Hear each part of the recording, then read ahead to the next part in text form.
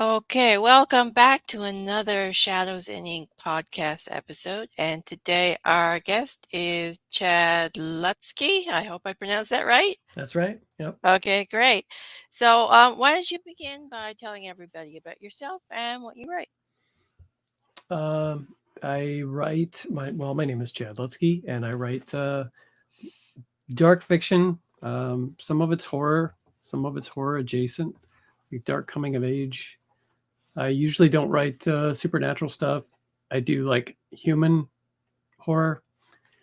Um, Sometimes I even do like humorous crime. I like writing grit lit and southern goth, and just all that adjacent stuff within that, next to standing next to all of the horror things.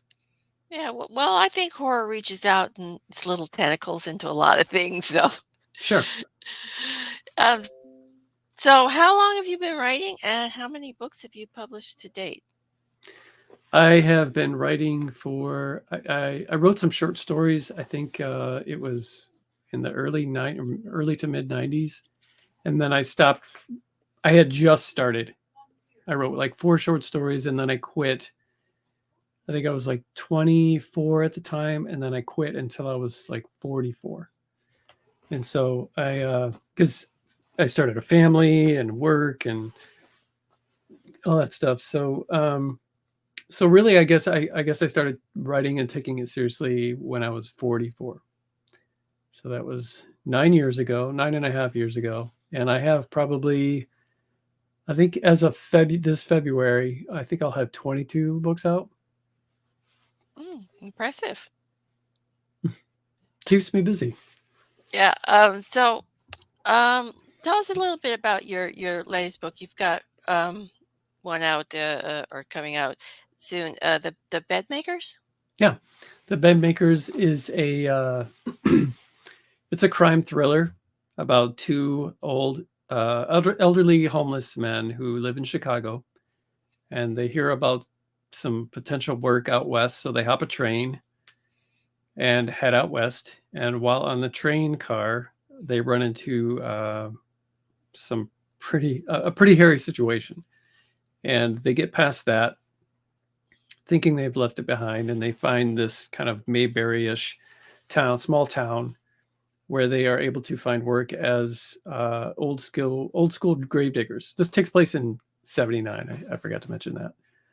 So and they're given room and board, and then they start learning about some of the town's secrets, which now directly involves them, and they are being things are not looking good as far as their innocence. So they have to kind of almost play amateur sleuths, sort of, all the while hiding their own secrets from one another. They're despite being best friends, and yeah, it's intense. It's very sad, and it's thrilling, and it has crime. And I wrote it with John Boden. We wrote it over, I think, like a 3-year period, because we were both busy with all kinds of other projects. And we finally finished it. I think it was sometime earlier this year. And then we had Joe at Crystal Lake Publishing read it, and he loved it, wanted to publish it.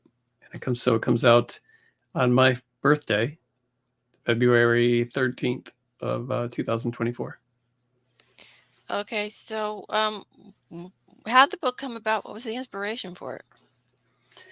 Um, I can't. I don't have any like cool story to tell as far as I don't know. It was just, I think John and I, actually, I think originally somebody had sent me an article like 4 years ago about a man who had been making dolls using real girls' bodies and making dolls out of them, and keeping them in his house. I want to say this was in Russia somewhere or something. I can't remember, but the article that this friend of mine sent me had pictures of these dolls, and I said, so I kind of painted this picture of something. The Bedmakers turned into absolutely nothing like this idea that I had. But I mean, it has some small morsel of that original idea. But John and I are into a lot of the same things. We like, I don't know, we're both big Joe Lansdale fans, and I guess this could be like people who enjoy the Happer and Leonard series might like this, even though it's a lot different than that. It's got less humor in it, um, and our guys are older and they're homeless. Uh, but I think people that like, yeah, the Hap and Leonard series from Lansdale will probably like this. But I can't. I wish I had a cool story to tell, as far as where just we brainstormed and then ideas kept coming each session that we would have, and then it just fell into something even cooler than what we thought it was going to be. So what was it like working with a writing partner? Have you done it before, or was this your first time? Yeah, I've done it. I've done it with author Tim Meyer and Terry M. West and Jay Thorne. Um, and I've done it with John before as well, and that turned out. Um, the first time we did it was great, but we were kind of using the bones of a short story of his, whereas this was from scratch. And John and I can mimic each other really well, so we have no problem with like our voices sounding so separate that doesn't feel seamless. It all feels very seamless, and by the time we're done, we have a hard time remembering who wrote what. So yeah, I like collaborating. It doesn't always work. Even if you like the person, respect the person, sometimes it just doesn't work. But John is somebody that is very easy to write with. Okay, so did anything surprise you when you wrote the book? Did you have any issues, or did it just go smooth sailing all the way? Um, we were really in love with our characters, and um, we liked the introduction of them and their background, and them getting on this train, and then things seemed kind of slow. And I said, um, I told him, I was like, this is kind of boring. We have to do something with these guys, because we were kind of pantsing everything, which is how we both write anyway. And so we didn't really have a true direction. And I just said that, yeah, we need to uh, give this some life. And during that day, we came up with, John had said something. He had an idea, and it was great. And then I had one, and then we just kept going back and forth. And that day changed the course of the book into something um, way cooler than with more characters, twists, um, more thrilling stuff going on. And it was like a floodgates opened that day, and it made it things got really exciting from that point on. Okay, so tell us a little bit about the main characters. What can the readers expect when they pick up the book? Um, okay, you've got Calvin and Jeannie, who they're both veterans, World War II veterans, and they are Jeannie is he's like this gentle giant. He's a black guy, and so he's had some issues with racism. Not we don't go into them too much in the book, other than what happens during the time that they're together. And he suffers from some PTSD. He's really kind of a scaredy cat. Doesn't like tornadoes. He's terrified of storms. And Calvin is kind of like his strong shoulder, even though he's only half his size. Jeannie's very big and intimidating. Um, but Calvin is just like this, kind of like this solid rock. They're really each other's solid rock, but because Jeannie has suffers from PTSD and has like flashbacks and stuff, Calvin really helps him through that. They're just kind guys that came back from the war, and for whatever reason, it's not thoroughly explained. They don't have the lives that they used to, and so they found themselves homeless, but not that much in need or in want, because they have each other, and it's just kind of them versus the world. And it's all very platonic, but yeah, they're just best friends, and they just happen to be in the same boat, and so they're pretty inseparable. Okay, so what kind of an emotional journey do you put them through? Um, Without giving spoilers, Jeannie has been through some.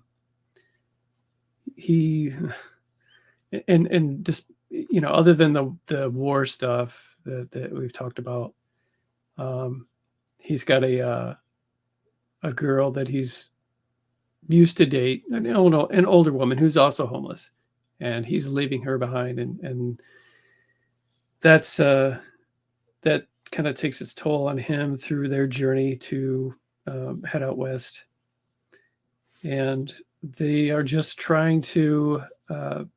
They run into some situations where, despite how bad they're trying to be good, um, just good guys, they find themselves in some situations where it's almost impossible, or uh, an ugly light is shed on them that shouldn't be, and so tests kind of like their patience and their I don't know, their desire to be really around anyone else other than themselves, because sometimes it's just hard to find good people, and it's a little bit of a spoiler, but we find out fairly early on actually that Jeannie has cancer, but Calvin doesn't know this, and it's a secret that he's been keeping from him. So they have to eventually that surfaces, and they have to deal with that too.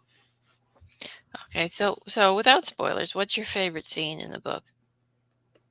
Mm, there's a scene where they are um, uh,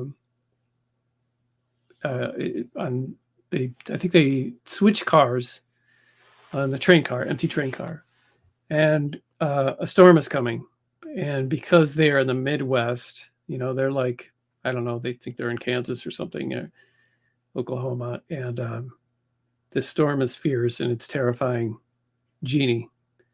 And in the middle of this storm, picking up, they find out that they're not alone in the car, and things get really intense at that point. It's probably my favorite scene. And then there's one or two scenes at the end that are pretty emotional that I can't talk about.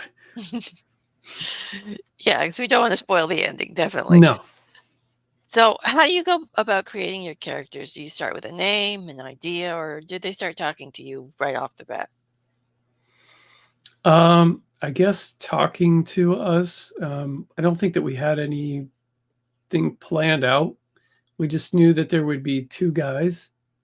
I don't even think that we had planned out that one of them would be black and one of them would be white, and that the black guy would be bigger and kind of more gentle, but more scared. I don't think that we had any of that planned out. It just kind of, as it started to, you know, come out as we wrote, then it was like, okay, so this is how Jeannie would respond to this now that we know him a little bit more.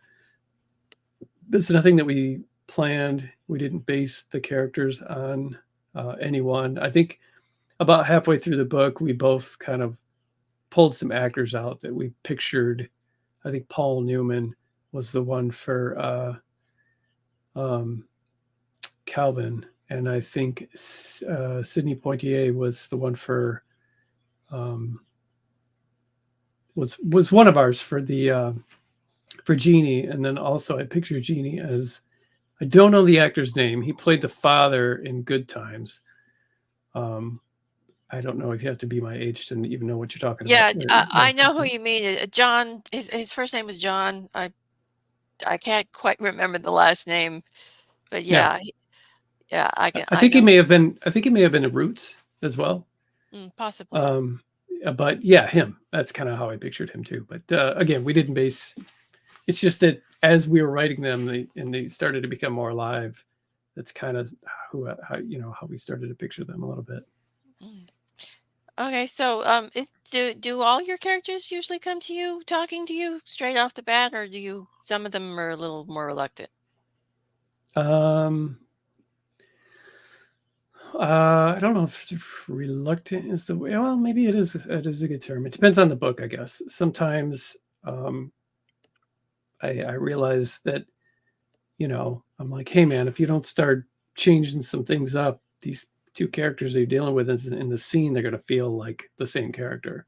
So you've got to give them something, and then that takes off. Or I have written a character before that was supposed to be. It's in a humorous crime book called The Neon Owl, and I have a guy in there that shows up that is he shows up drunk, and he's got one leg, and he's the handyman at this hotel or this motel, rundown motel, and he was supposed to be in one scene, and he ends up being co-starring in this book, and he's everyone's favorite in the. It's supposed to be a series. Only one book's out right now, but he's everybody's favorite in that. So it's kind of funny how that kind of took off. I guess I fell in love with him as he was in the scene, and then I decided, yeah, he's drunk, but this is despite him being like 65 years old, it's the first time he's ever been drunk in his life, and he doesn't know how to handle it. And so I kind of took that, I didn't want people to think he's just you know, just drunk all the time. So I just had this like he was in mourning, and then yeah, I had him be in the rest of the book, and like I said, he's everybody's favorite. So happy little accident. Okay, so what is it about writing dark fiction that appeals to you? I have no idea. I wish I wish I don't know. I don't know. I've tried writing not necessarily a romance, just like a dramatic kind of uh, coming of age story that had a romantic element, and it just turned tragic. And I don't know why I do that. All of my books usually 95% of them have like a hopeful ending, but there's also some bleakness in there throughout, and then most of the time there's like hope at the end of them. There's a couple that have zero uh, hope, but I have no idea. I wish I did. um, but it's just, I've been like that my whole life since I was like 4 or 5. I was just so into monsters and horror movies, and was attracted to ugly things, creatures, and stuff like that. And I guess that comes out in the topics that I choose. And I guess, It's just doing what you love, I guess. yeah.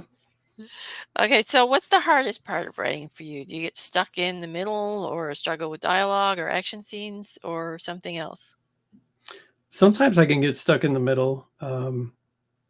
If I have a beginning, like I know, usually when I start with like, I'll have a point B, and so the start is kind of easy, and I don't know how to get to B. So it feels like a bunch of fillers. So sometimes that can, you know, um, be hard. And then sometimes I don't have a B at all. I just start writing and see what happens, see what kind of book this is going to be. But um, I would say action. I'm not a big fan of action movies, really. They kind of bore me for some reason.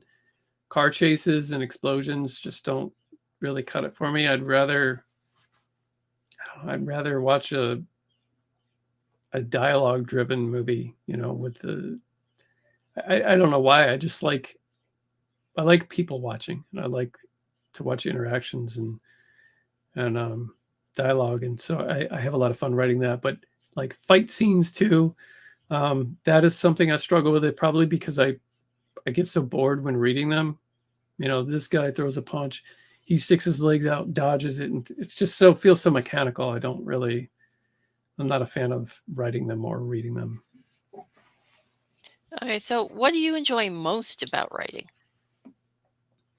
Getting done with it and then having other people read it, probably. Um, and probably dialogue. I can get lost in that. I really like that. I should probably spend more time writing screenplays because that would be a lot more fun. But not every book I've written has been very much fun. But I do really get a kick out of other people enjoying them. Okay, so do you have a favorite author or a writing inspiration? Um, my top probably three authors would be Joe Lansdale, Jack Ketchum, and I used to say Stephen King. I hadn't read Stephen King in a long time, and then this year I picked up two of his books, and I didn't really enjoy them. I think it was because I'm over the supernatural stuff. I have a hard time with suspension of disbelief. Uh, um, and so these books, one was just too long for what it was. The Girl Who Loved Tom Gordon. I don't know very many people who like that book, but the other one was just heavy on the supernatural. And anyway, I'd probably still stay Stephen King because he's written some of my favorite books, and he's a great storyteller. I just I think that a lot of people that love him have a hit or miss relationship with him anyway. But yeah, probably more Joe Lansdale and Jack Ketchum. But I'm also a big fan of Ron Rash and David Joy, um, Raymond Carver, uh, um, Flannery O'Connor, Flannery O'Connor, and there are more, but I can't think right now. Okay, so what do you like to do when you're not writing? Do you have any hobbies? Yeah, I'm a musician and I'm an artist, and uh, I I'm a board game collector, I guess, or at least I used to until COVID hit. I had a regular gaming group that met at my house every weekend, and we would play these mind-numbing, extensive board games that take hours to even explain to someone, and then more hours to play them. And I like doing that, um, and a little bit of video games. You know, Nice.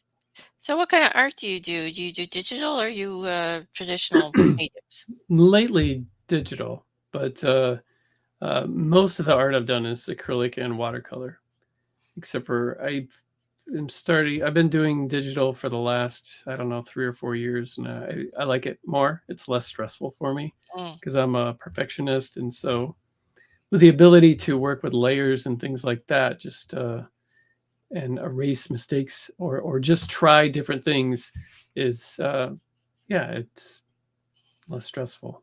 And Yeah, I've been trying digital myself. I'm finding it hard to transition between the traditional art to the digital though. So it is weird. yeah, it is. Yes, it's but it's a learning curve. yeah, I'm getting better very slowly, but yes, I am getting Nope. better at it. Good. Yeah, Keep at it. yeah, I found that like doing the vector art stuff, the illustration type art Hmm. on the digital is a lot easier for me than the straight digital painting. Right. So I've been focusing on that. But yeah, I do admire digital artists. Some of them are absolutely Yeah. phenomenal. Yeah. So what's your next project? Do you have any upcoming stuff you want to give some secrets and tidbits about? I should probably mention that I have another book coming out before the Bedmakers, called Bruises on a Butterfly Through Cemetery Dance, that will be out January 26th. That is also very sad. I wrote that by myself, and it's coming of age body horror. That's like Stand By Me meets Color Out of Space. And I wrote some books this year, two and a half, I guess, toward the end of the year. That are just the first drafts are done. I don't know what I'm going to do with them yet. I have like 8 other books that are half finished. So I don't know. At the present, I am working on a YouTube channel with my wife that is sucking all of our time and money into right now. And so that's kind of been my focus because I've just finished 2 books. I've got 2 books coming out. So I thought this is a good time to put writing on kind of on the back burner for a little while. And, other than promotion and stuff like that, and keeping up with my Patreon page. And yeah, Yeah, YouTube can take up the time. Yeah, I've got a YouTube channel myself, and I've been sorely neglecting it lately. Mhm. Anyway, so why don't you tell everybody where they can find you and your books? ChadLutzke.com is the easiest way. There should be links to, all my books. Amazon. I do book covers on there, and there's some pre-mades that I have available still. And there's also links to like all my social media stuff, like Twitter and Instagram, things like that. Yeah, I think it's all pretty much at my website. Okay, that's great. I'd like to thank you for being a guest today. It was a pleasure chatting with you. Thank you. And that's it for this episode, and bye for now.